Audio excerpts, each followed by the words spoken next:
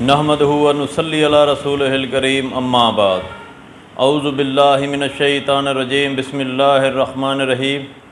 السلام علیکم ورحمۃ اللہ وبرکاتہ۔ امید کرتا ہوں آپ صحت اور ایمان کی اعلیٰ حالت میں ہوں گے۔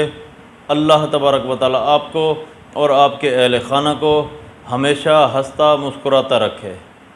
آج ہم بات کریں گے کہ خواب میں کشمش دیکھنا کیسا ہے۔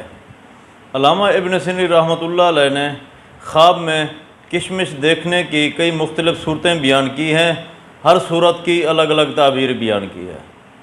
مثلاً خواب میں کشمش دیکھنا، خواب میں کشمش کھانا، خواب میں کشمش کا ڈھیر دیکھنا، خواب میں کشمش کا پانی نکالنا، یا خواب میں کشمش کا پانی پینا وغیرہ۔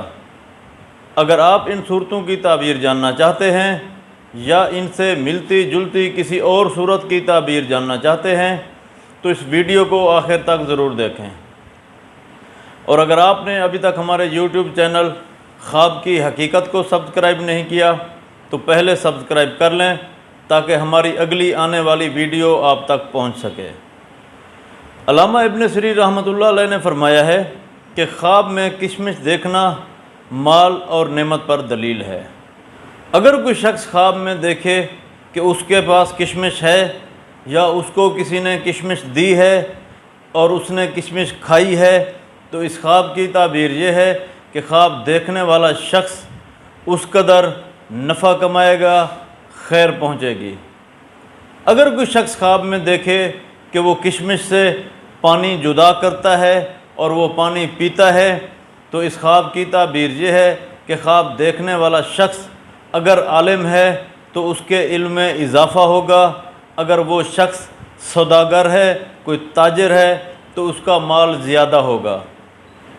حضرت ابراہیم کرمانی رحمۃ اللہ علیہ نے فرمایا ہے کہ اگر کوئی شخص خواب میں کشمش کا ڈھیر دیکھتا ہے تو اس خواب کی تعبیر یہ ہے کہ خواب دیکھنے والا شخص اگر عالم دین ہے تو اس کو مال زیادہ حاصل ہوگا۔